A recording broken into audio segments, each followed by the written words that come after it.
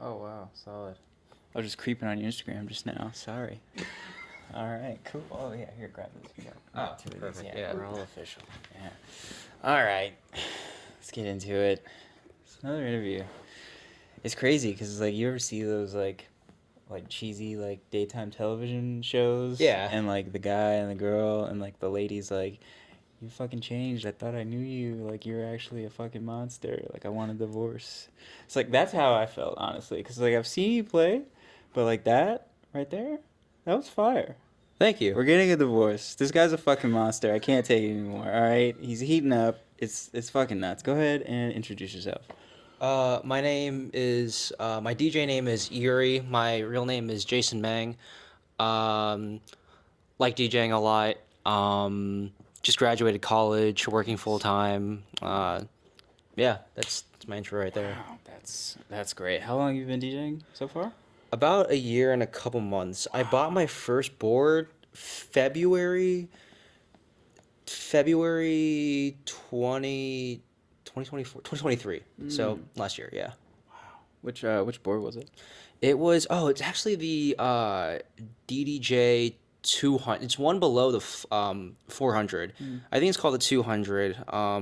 It's even less well, the 400 has plenty of functionality, but this one's like even less. Yeah, that's the board I started out with. Oh, and what'd you play your set on today? So the set I played on today, they're XDJ 700s. They're like CDJs. They have less functionality, but it's at a much cheaper price. And honestly, I've seen so many DJs play with like maybe some hot cues, and some of them don't even use their hot cues. And I was like, okay, I don't really need to go all the way out. So those are my XDJs. I use three. Then I have a Zone 92 mixer. It's an analog mixer, and I really like the sound, but that one has some. I'm just looking off screen because it's my mixer right there, but it some of the knobs like keep falling off when I play, and it's all really annoying. It's also kind of small, so my fingers sometimes like press the wrong things, and that gets annoying. Happened a couple times in there just now, but it's okay. I really like it. Sure. I see you taped your crossfader. Do you ever? I tape the crossfader because I don't use it, and sometimes it's like my hand moves, and then I just took a song out, and like that's not what I was trying to do. Yeah. So I was like, it's taped up. Yeah. Wow. How do you compare your setup now? Like, do you think the setup that you just played their set on, like, does it prepare you for the bigger stages and like the more industry standard equipment, or? Yes. That's the sole reason that I bought it. I have a DDJ 1000, and that's honestly, if you really want to get into DJing, I just go ahead and recommend that board. I knew I was sure of it like before I really got into it, and I wish I just bought that instead.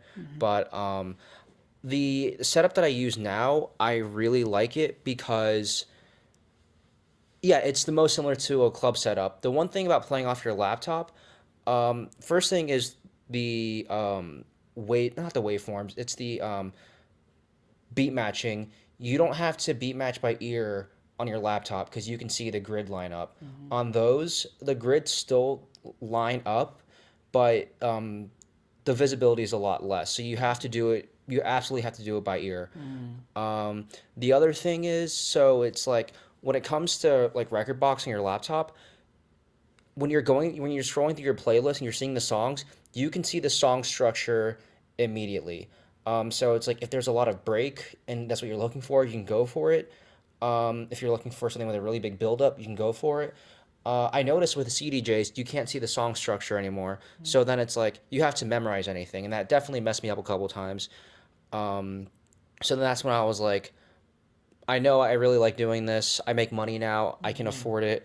So I went ahead with that setup.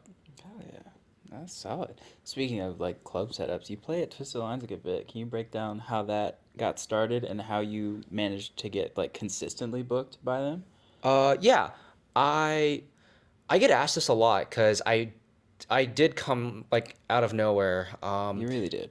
I It's really simple. I remember it was after a Sarah Landry show, and I remember sitting outside the venue at like 4:30, and I was like waiting for an Uber to go home, and I was so tired, but all I could think about was I have to play on that stage, like no matter what, and I have to do it consistently. And I have an energy I want to put out there, and um, so I remember at that show, it was shout out to Jaguar, another Atlanta DJ. She's very very good. Shout out, Jag. Um, I saw her playing, and I walked up to her afterwards, and I was like, "Hi, who do I talk to if I want to play for like these Twisted events?" And she was, "Okay, you're gonna want to talk to Shakes." And I was like, "Shout out Shakes."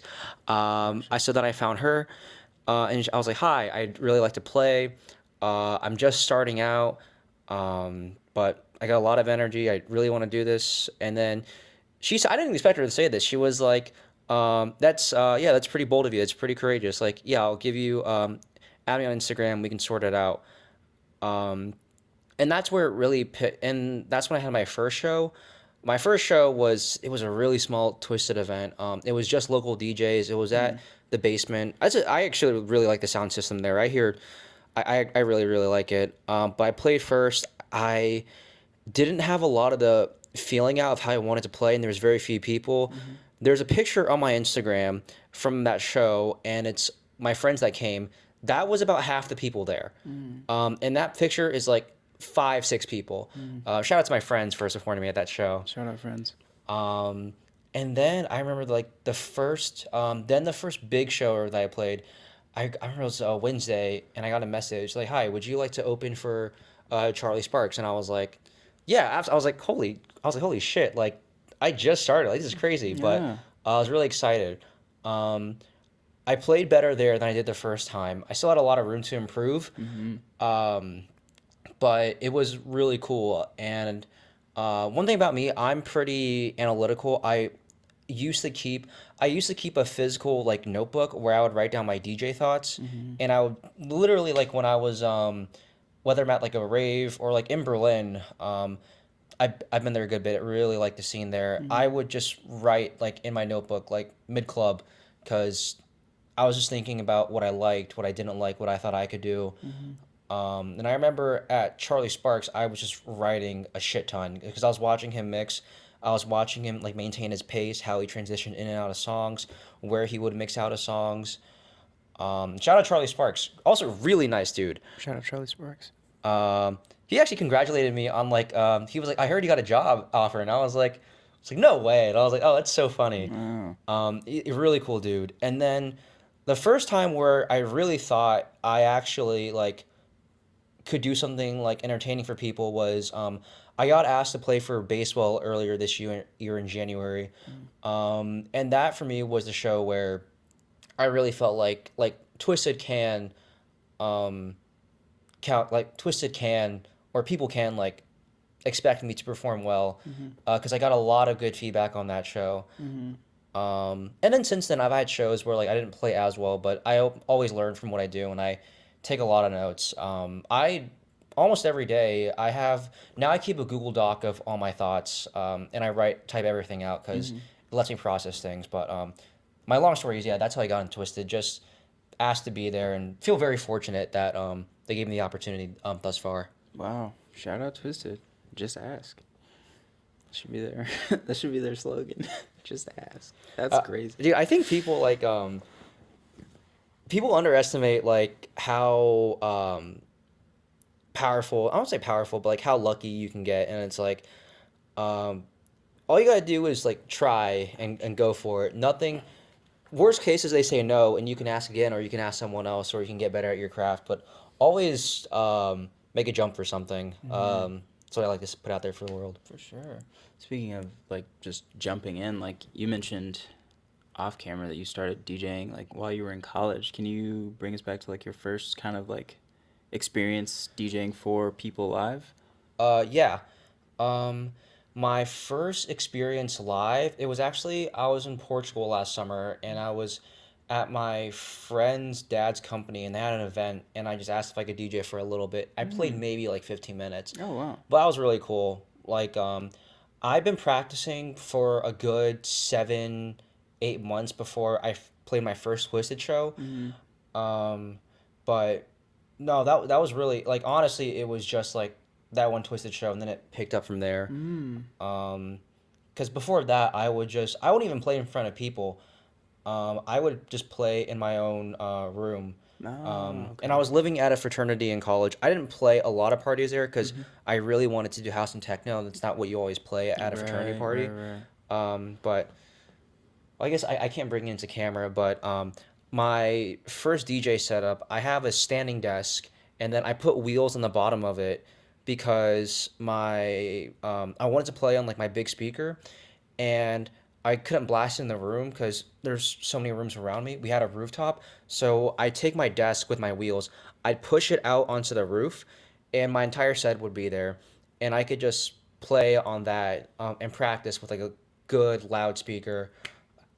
I can only practice in like the morning or night because it's like, well, no, in the wintertime you can practice during the day. In the summertime, I could only practice during the night just because of the weather. It's too cold or too hot. Mm-hmm. But yeah, honestly, it really just started by myself. Didn't play Wow. for too many people in the beginning. Holy shit. That's dope. So, how can you describe, I guess, like technically, where you were then versus how you are now? Like, are there any noticeable differences in like how you mix or like song selection? Like, how can you describe like how you've grown in the past year? Yeah. Okay. The first, I want to start with the technical first because I put in my long story short is I put more work into my technical mixing, Mm-hmm. but in the long run, I need to put a lot more work into my song selection. Mm. With technical mixing, shout out to Maro Song. I met him at a Twisted event.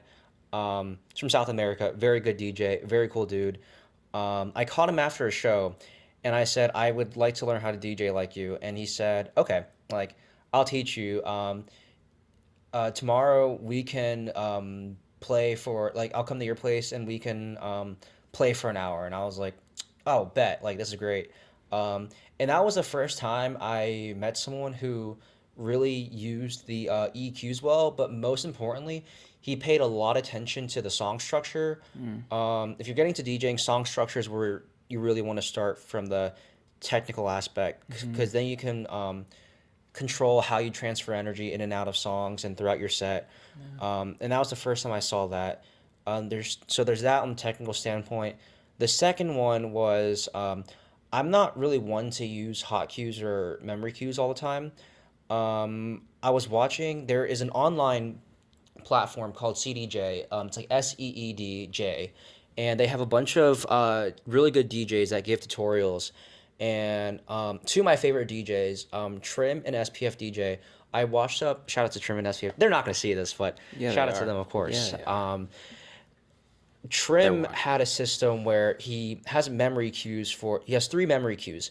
One for the starting point of the song. The second memory cue was when you want to begin your transition. Your third memory cue is when you want to be out of the song completely. So it sets a routine.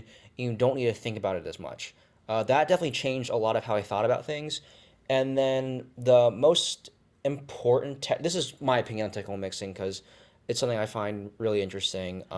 SPF DJ is insanely good with technical mixing.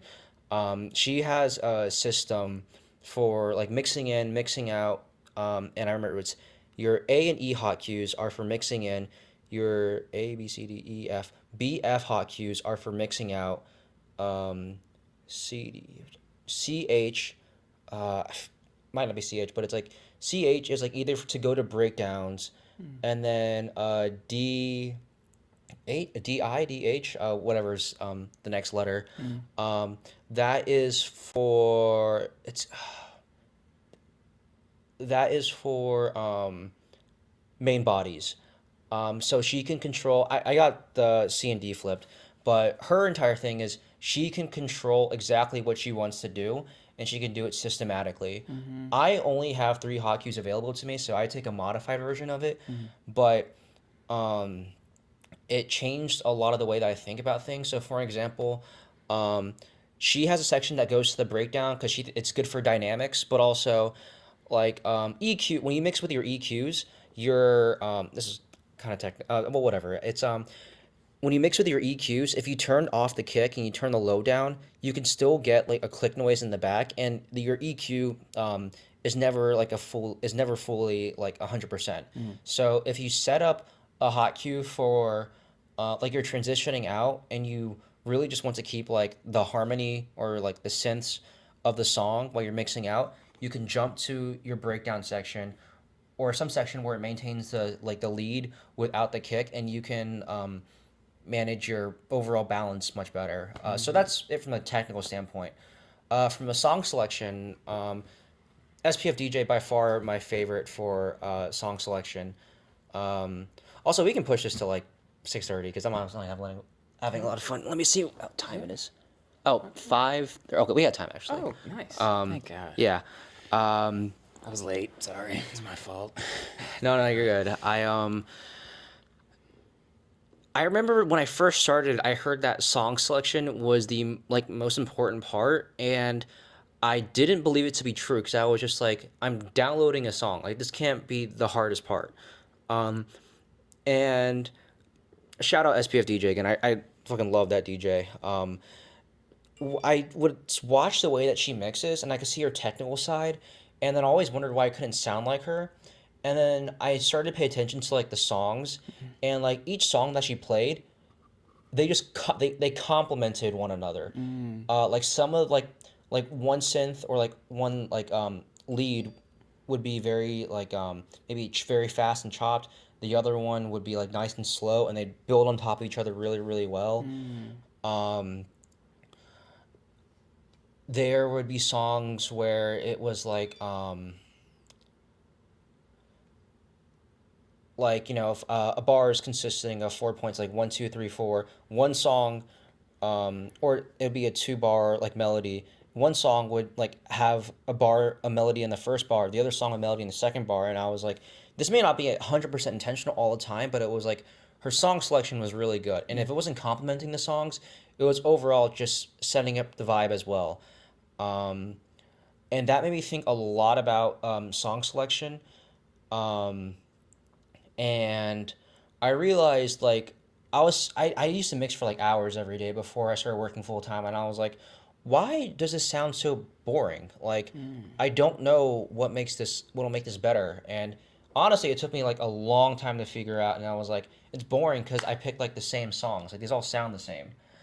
Um, and oh, this is actually what I was going to say to Jair earlier, but I forgot to say, and it's that like with hard groove, it's like if you want to play good hard groove, you need to find out how to.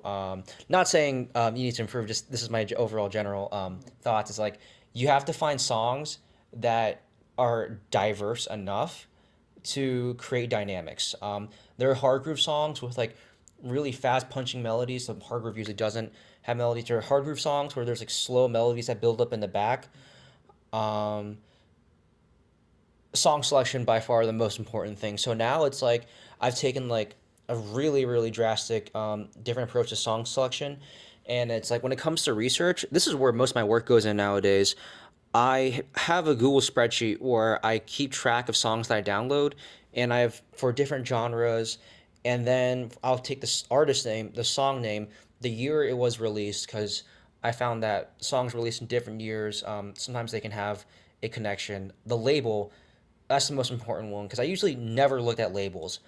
Mm. To the label, and then I would take notes on the song as well. So sometimes I hear a song and I know exactly how I want to play it. I know what I want to skip. If I want to use this to build energy, if I use it to bring things down, if I want to use it just to change things, but like maintain the pace.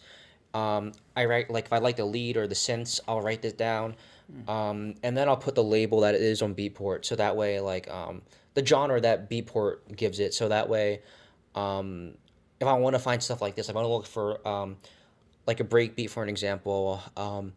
I can just look in the breakbeat section within Beatport. I usually just use SoundCloud and like check count on like SoundCloud's random radio to Mm. like um, give me different songs. But I also realize it's too random to the extent where it's like it's a little too random. So then I was like, okay, Yeah.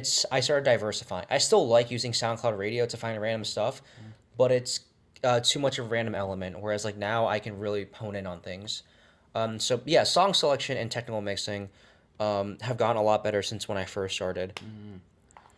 So how do you? I guess because you take a pretty like analytical approach to everything. A lot of counting, math, writing things down, organizing ideas, etc. So how do you balance that with human beings and just creating an experience where you have a mixed group of people? They're all kind of coming for the same thing, but things kind of change as the night goes on, and what you may have planned, maybe not, it doesn't really like translate. Like, have you ever had to just like deviate from your original plan, and how do you kind of do that? So when I play, it's mostly by feel. The analytical part goes into the research and the prep Oh, okay. because it's like if you're counting on like I've learned that if you count on like random effort, you get random results. Like you start mixing and you're like, okay, well why did that transition sound good? And then like why did like my next transition was perfect, but like this just sounds lame. Like I don't get it. Um, and that's when I was thinking like okay, it's literally because I'm not doing the work. And I'm not putting like of course like how could I expect this to sound good if I didn't make the intentional goal to sound good. My intentional goal was to just to download music that I like think sounds good.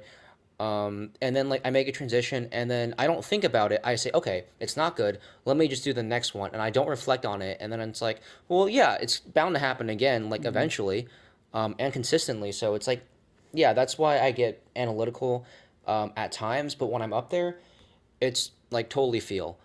Um, and there are certain things that like I always keep in the back of my pocket. So it's like if I really want to build energy, I know which songs I want to use to do that. If I really want to put something nasty in there, I know which songs will do that. If I really want to tone things down, I know which songs that I like. I want to do that. Um, so like there's that. But when it comes to like making transitions and whatnot, I get like I'm pretty feel based and um it's good to get in your feels because it's like Yeah. it's you can just you can feel the song out, you can feel the Yeah. structure. Like if I'm trying to flip the kicks from song, I can feel out the song and I can wait for like a little quick change. So honestly, most of it like is feel. One thing that I need to get better at is I have to get better at paying attention to the crowd. I also know when I just played, I was not looking at the camera that often, um, and I definitely meant to because I know that's just for me. I always liked it when DJs like record their sets and they're like looking at the audience because I'm watching them mix, so it's like it's Yeah, kind of cool. that's true. But yeah, honestly, just it's mostly feel. You feel things out, you practice. And most of like my intuition comes from the like research and prep that I do. So it's like it's all coming from something. It's not like I look at a song, I'm like, okay, at this exact point, it has to happen or it can happen now. Like if I miss a transition, I'll just wait for another good spot and I'll make it. Wow. Seems like you really picked up on things pretty heavily within the last what do you say, year? Year, yeah. Wow, holy shit. That's nuts. I hope you're taking notes. He's taking notes. You should take notes. I'm gonna go home and take some fucking notes. That's lit. So who are you as like a person? Outside of music, honestly, outside of music, like I'm pretty similar in a lot of ways. One thing I've always believed is that like you're kind of like the same person in everything that you do, just in like different applications. So it's like I care a lot about music. So in turn, the I do very few things, but the things that I do, I do care a lot, and I'm very aware of why I like to do music. I very much feel myself through it. So it's like other things. Work for me is the most important one. Like as much as I love music, it's like I gotta make money, um, and always like I remember like people like ask like as a joke, and it's like, oh, would you ever like quit full like to do it full time? And it's like, um, honestly, I am so far away from that. Even if I was close, it's still like a huge decision.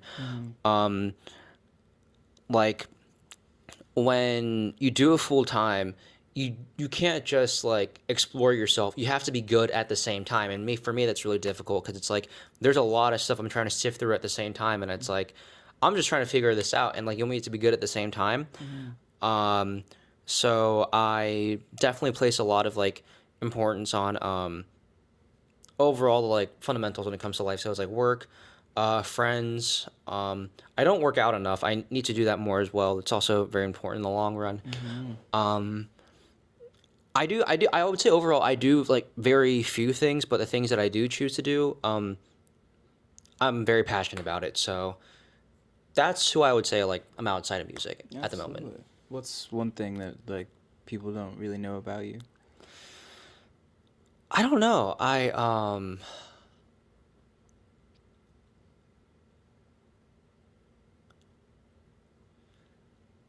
That's a really hard question to answer because Yeah. I don't know what they know once they come to meet me.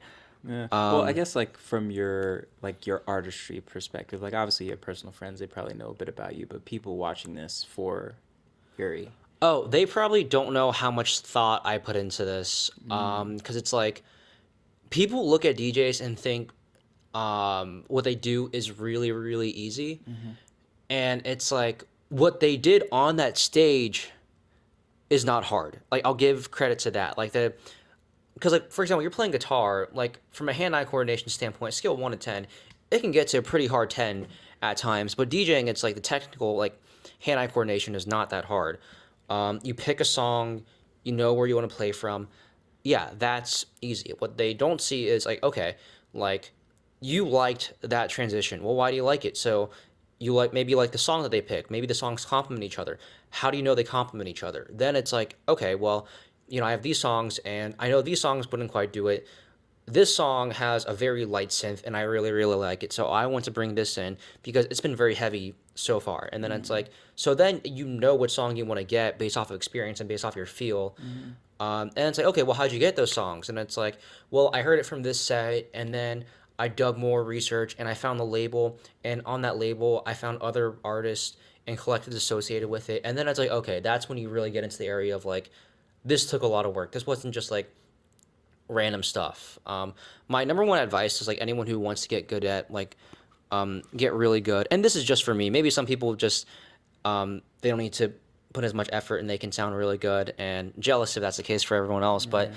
I would say if you put in like effort into random things, you get really random results. If you want to sound good consistently, you have to pay a lot of attention to what sounds good to you, Mm. and then in turn bring it back into your own stable.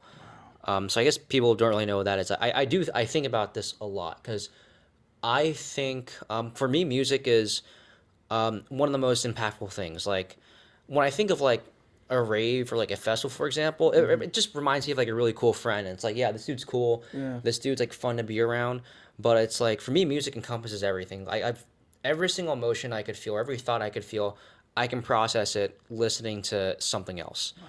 And that's like the kind of DJ I want to be. Like I don't want to just be the guy that like he throws a banger down every time, Mm-hmm. and then it's like, oh, that dude's like so good. It's like I want to be a DJ that can take you on a journey and really go full circle into something. It's very abstract thing to describe, but I've definitely been in places where it's like it's not even about like the hype. It's just like about like the music and the atmosphere. Mm. And these kind of places are like clubs in Berlin or there's a basement in New York. I saw Hector Oaks, who's a vinyl only DJ, Fioc, German duo, and then Elia Kula. I really love all those DJs as well. And it's a no phone policy, so you go in, they cover your phones, and it's really dark. The lights are like either red and the occasional, and they're really red. It's not flashy, and it's just like really pounding music. And then at that point, it's like because it's a different environment. It's like the average rave. It's like everybody's got their phones. Everybody's trying to get a hype moment. And then in that environment, it's really just it's not even about the DJ because it's like everybody is just like there. It's a really hard environment to describe. Mm-hmm. And then you kind of realize like no, not everybody is like trying to hype people up. Everybody's like some people are going crazy, but it's just like they're just into it for themselves. And it's Mm. like and you didn't like for me I can think through like months of like stress or like trouble when I can because it's like you're on the dance like when I went I like every night I clocked like 7 miles a night inside that club Mm. and so it's just like a bunch of dancing and you're tired and you want to go to bed but the music's really good so you don't go to bed Right. and then you start like really thinking about things And that's to me, that's what awesome music is. It's like a really good friend. It's they make you laugh, they make you smile, they take care of you when that's what you need. Mm. Listen, and for me, it's my vision isn't just like a heavy like rave for the hype 24/7. It's like there's a lot of layers to the way I like to think about music. So let's say that's the other thing. It's like I guess I have a very my approach on music embodies me as a person for sure. Wow. And then from like a personal aspect, like have you ever like hit somebody's car in a parking lot and like sped off, or like what don't the people know about you personally? Don't know about me What's your personally. favorite ice cream flavor? I want to say peanut butter on this one, which is really surprising because that wasn't something I really got down with till recently. But I don't know. I think it was just because like I was like, oh, peanut butter's such a heavy flavor, and I'm just gonna get Mm, really fat while eating this. And I was like, oh, fuck it, it's so good. Like, what am yeah, I doing myself? fuck it. Peanut butter. That's definitely it. Wow, that's solid.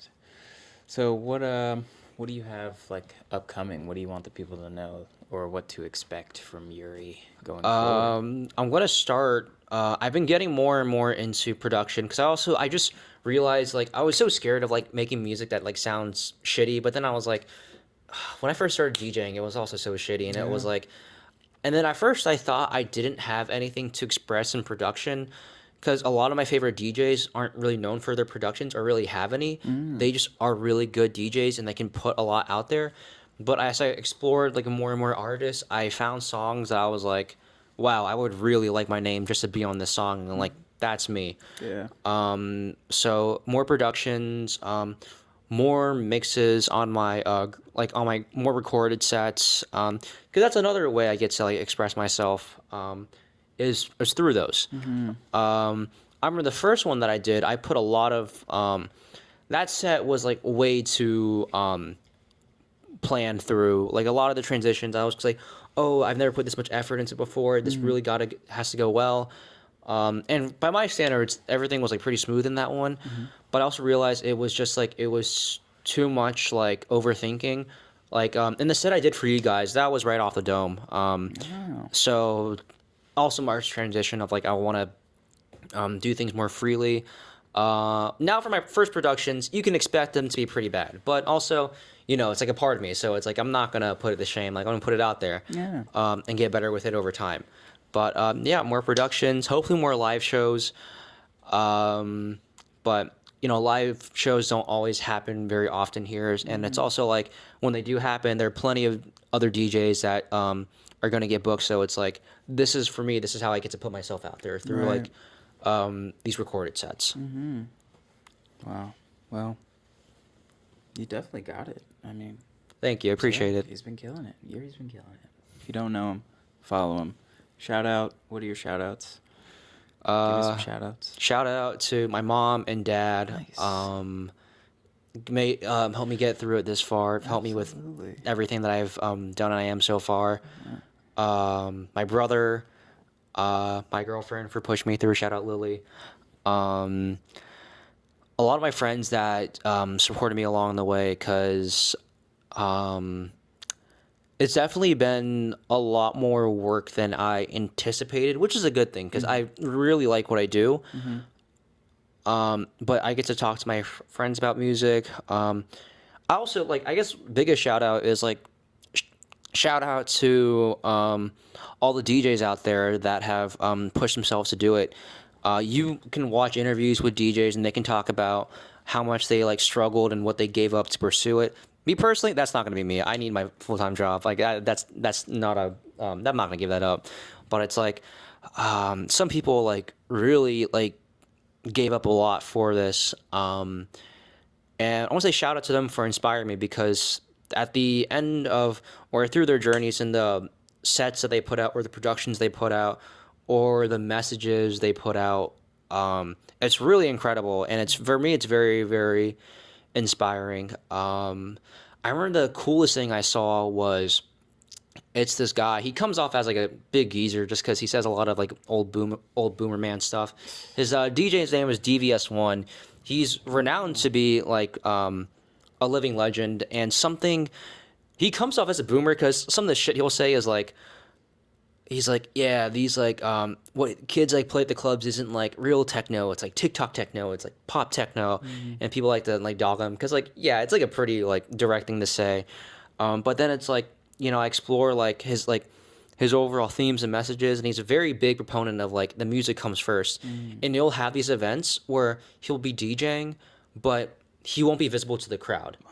So it's just like he says people go there and it's like they don't really know what to look at because we're not all focused on someone. So now it's like you're focused on your friends, and he's like that's kind of what was meant to be in the first place. Right. Um, Also, very big believer in like the known cell phone policy. Like really just a dude that puts it in through the music. He started some service. I forget what it's called, but it's meant to help DJs give profits to the producers. So it's like you play a set, you can put your songs into the service, and the service will automatically donate whatever revenue you choose to put in and donate to the producers.